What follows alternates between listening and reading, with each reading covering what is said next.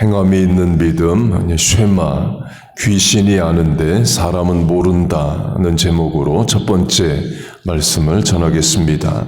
19절을 보면 하나님이 한 분이시다. There is only God 또는 God is one 을 말합니다. 이는 신명기 6장의 쉐마 말씀을 인용한 거예요. 신명기 6장을 보면 들으라로 시작하는 말씀이 있습니다. 들으라가 히브리어로 쉐마입니다. 쉐마에서 나온 사람 이름이 사무엘이에요.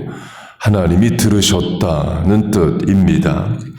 들으라로 시작하는 말씀 전체를 쉐마라고 합니다. 들으라 이스라엘아, 우리 하나님 여호와는 오직 유일한 여호와시니 너는 마음을 다하고 뜻을 다하고 힘을 다하고 내 하나님 여호와를 사랑하라.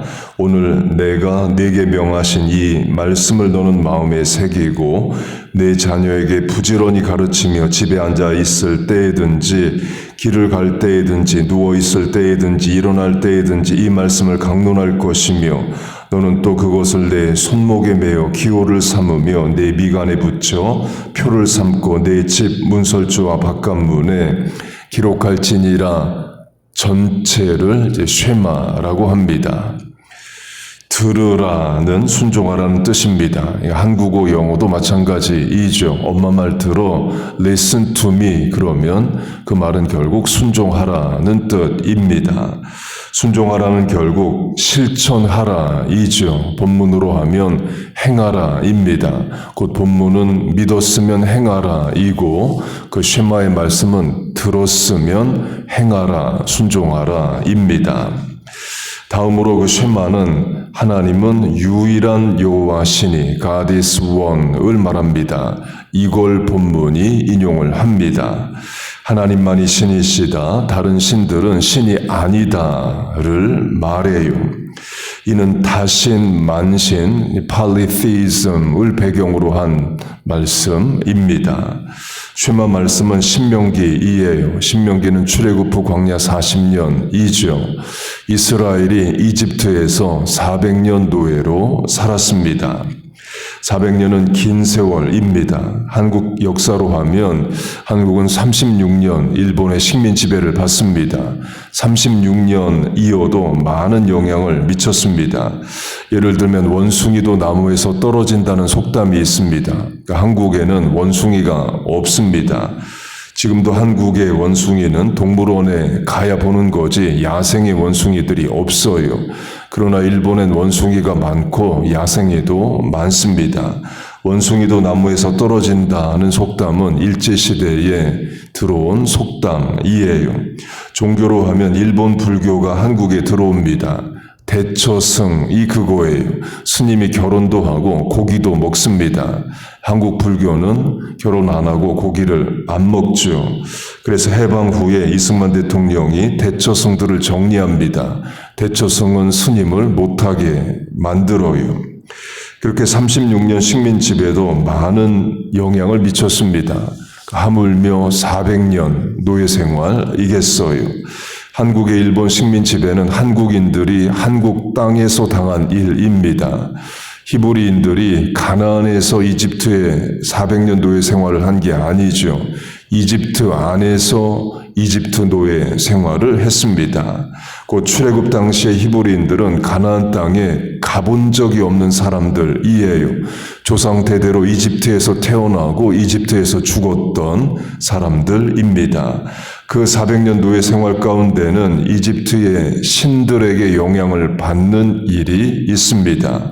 출애굽을 한 뒤에 광야에서 금송아지 신을 만듭니다.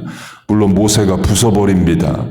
가나안 땅에 들어간 왕정시대에 여로보암이 또다시 금송아지를 만들어요. 금송아지가 어디서 나왔겠어요? 이집트에서 본 겁니다. 야곱이 요셉이 있는 이집트로 가족 이민이 가고 생업이 목축이라를 이집트 왕에게 말하고 목축에 합당한 땅 고센을 받습니다.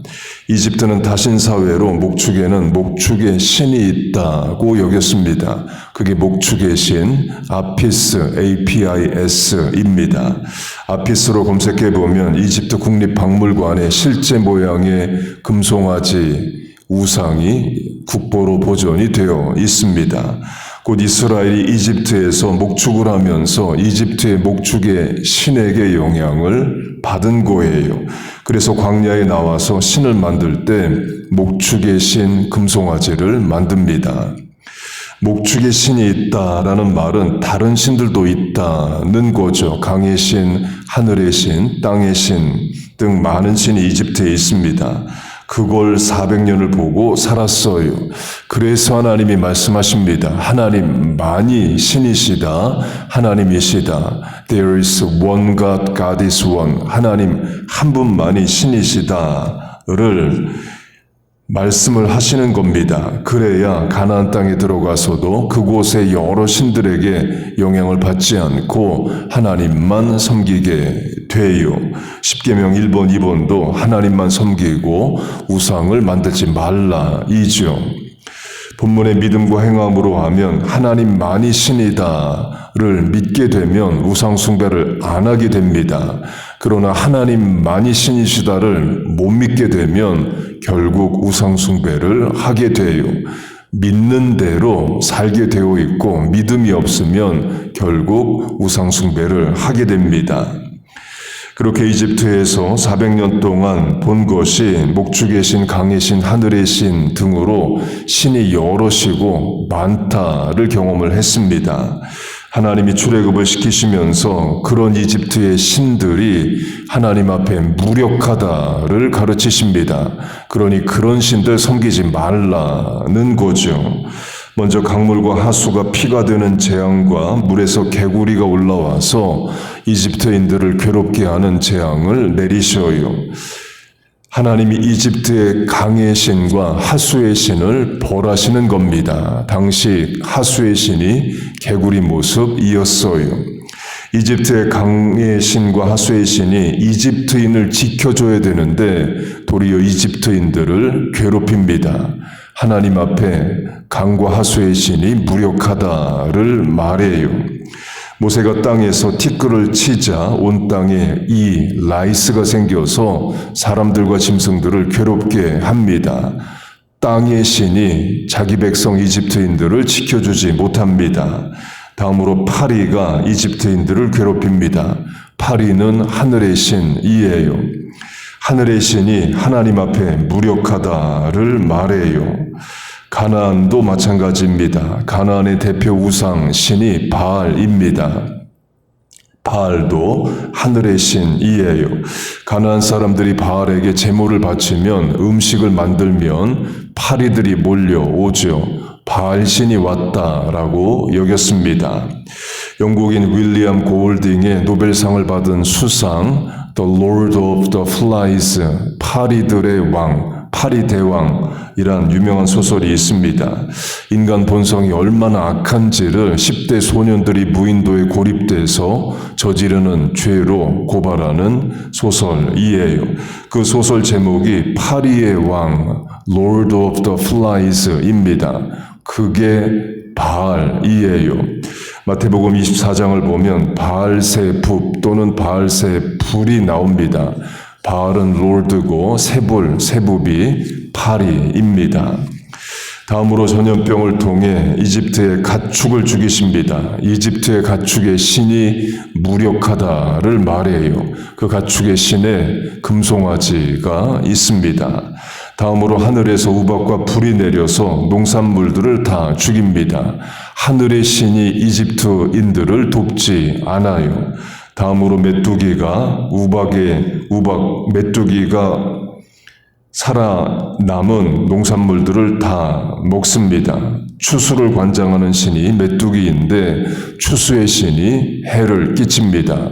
하나님 앞에 무력하다를 말합니다. 그리고 태양이 3일 동안 빛을 내지 않습니다. 이집트는 태양신으로 유명한 나라이죠. 태양욕도 이집트에서 시작됐다라고 말합니다. 그 이집트의 태양신이 하나님 앞에 무력해서 3일 동안 빛을 발하지 못해요. 마지막으로 이집트의 장남들을 죽이십니다. 3남 4남 이어도 자기가 낳은 첫 번째 아들은 장남이죠. 모든 가정에 1명 이상 죽게 됩니다. 이집트 왕의 아들도 죽습니다. 그 말은 출애굽 당시 이집트의 왕은 장남 출신이 아니라는 거죠. 왕은 안 죽고 왕의 아들만 죽어서 그렇습니다. 그리고도 이집트 왕은 살아있는 신입니다. 그리고 그 왕의 아들은 역시 살아있는 신이 될 자이에요. 그런데 살아있는 신이 자기 아들을 지키지 못합니다. 하나님 앞에 이집트 왕이 무력하다를 가르치셔요. 유대교 랍비들은 이런 해석도 합니다. 이집트 왕이 히브리인이 아들을 낳으면 바로 죽이거나 하수에 던져 죽이라 명했습니다. 몇 명이 죽었는지는 모릅니다. 그 숫자만큼 하나님이 심판하셨다라고 해석을 해요. 이집트인들의 장자가 죽은 숫자는 이집트 왕이 히브리인의 아들을 죽인 숫자와 같다. 유대교는 그렇게도 이제 해석을 합니다. 강조점은 히브리인들이 이집트에서 400년을 살면서 신은 하나가 아니다, 여럿이다에 400년 노출이 되어 있습니다. 그런데 하나님은 한 분이시다, God is one, 신은 하나다를 말씀을 하십니다. 그런데 하나님이 그걸 하나님이 출애굽 과정에서 가르치신 거예요. 하나님만이 신이고 다른 것은 신 자체도 아니다를 10가지 재앙을 통해 학습을 시키십니다. 하나님 앞에 하늘의 신, 하수의 신, 목축의 신, 태양신, 살아있는 신, 이집트 왕도 무력하니 너희는 하나님만 섬기라는 거예요. 그리고 바다를 가르고 출애굽을 합니다. 십계명을 주시죠. 1번, 2번도 역시 하나님은 한 분이시고 하나님만 섬기라 이에요. 이걸 믿어야 됩니다. 그리고 행해야 됩니다. 행하는 방법은 하나님만 온전히 섬기고 우상은 섬기지 않는 거예요. 그런 말씀을 듣고 율법까지 받고 가나안 땅에 들어갑니다. 가나안 땅에 들어가서 한 분 하나님만 섬겼을까요? 그렇지 않습니다. 사사기 400년 동안 우상 숭배를 합니다. 왕정시대 400년도 우상 숭배를 해요. 믿음이 없습니다. 믿음이 없으니까 실천이 안 되는 거예요. 도리어 우상을 믿습니다. 그리고 우상 숭배를 실천합니다. 본문으로 하면 귀신도 아는 건데 하나님만이 한 분 하나님이시다를 귀신도 아는데 그것도 하나님의 백성이 그걸 모르고 도리어 우상 숭배를 해요. 한국식으로 하면 교회 다니는 성도면 하나님께만 기도를 해야죠. 그런데 기도에도 응답이 없고 답답하면 무당에게 찾아가서 점을 본다면 결국 그게 믿음이 없는 겁니다. 저와 여러분은 하나님만이 한 분 하나님이심을 믿습니다. 여러분 믿습니까? 기도도 우리는 하나님께만 하지 다른 신에게는 안 합니다. 세상의 사주팔자, 운명철학, 손 있는 날, 손 없는 날 이런 것들 우리 따지지 않고 살아가요. 하나님만이 신이시기 때문에 전능하신 하나님 한 분만을 믿고 의지합니다. 본문이 이제 귀신을 말하는데요. 한국에는 달력이 있습니다. 한국 달력의 특징이 있습니다. 양력 밑에 음력을 작은 글자로 적어 놓는다 이에요. 그리고 12간지, 소, 쥐, 양, 말 같은 그 자축인묘 그 12가지를 적습니다. 여기까지는 그럴 수 있습니다. 한국 문화하고 또 역사 이에요. 그런데 말이 안 되는 것이 한국 달력에는 손 있는 날, 손 없는 날을 적어 놓습니다. 이때 손은 귀신이에요. 귀신을 높여 부르는 말이 손님입니다. 그렇게 손 있는 날, 귀신 역사하는 날과 손 없는 날, 귀신도 쉬는 날이 있습니다. 한 달에 며칠이나 귀신이 일을 하고 며칠이나 귀신이 쉴까요? 한 달에 5일, 26일을 귀신이 일하고 역사하고 4, 5일 정도를 귀신이 쉽니다. 그래서 그 귀신 쉬는 4일이나 5일을 달력에 적어 놓아요. 왜 그걸 적어 놓느냐? 귀신 쉬는 날에 계약하고 이사하고 개업하고 계약 사인하고 결혼하고 그럽니다. 나머지 날은 귀신이 해코지하기 때문에 결혼도 못하고 이사도 못하고 계약서 사인도 못해요. 21세기 광명천지에 아직도 귀신 무서워서 그렇게 사는 사람들이 있습니다. 우리도 예수 안 믿었으면 그렇게 살 수 있습니다. 그런 다신, 만신, 팔리테이즘, 무속신앙, 우상숭배, 운명철학, 손 있는 날, 손 없는 날로부터 우리가 자유케 된 거예요. 귀신 역사하는 곳으로부터 우리가 해방을 받은 겁니다. 본문으로 하면 귀신도 하나님이 하나님이신 줄 알고 하나님 앞에 귀신도 무력하여 떱니다. 그런데 세상 사람들은 그걸 모르고 귀신을 섬겨요. 귀신도 아는 것을 사람이 모르는 안타까운 일이 일어납니다. 우리도 예수 안 믿었으면 그렇게 살 뻔했다는 거예요. 그런 삶으로부터 우리를 구원하신 겁니다. 참 하나님만을 믿고 섬기게 하셨어요. 그 하나님을 찬송합니다. 우리와 자녀들에게 하나님만을 믿는 믿음과 고백과 하나님 말씀을 행함으로 실천하고 순종케 하시는 역사가 있기를 주의 이름으로 축복하고 축원합니다. 아멘. 기도하겠습니다.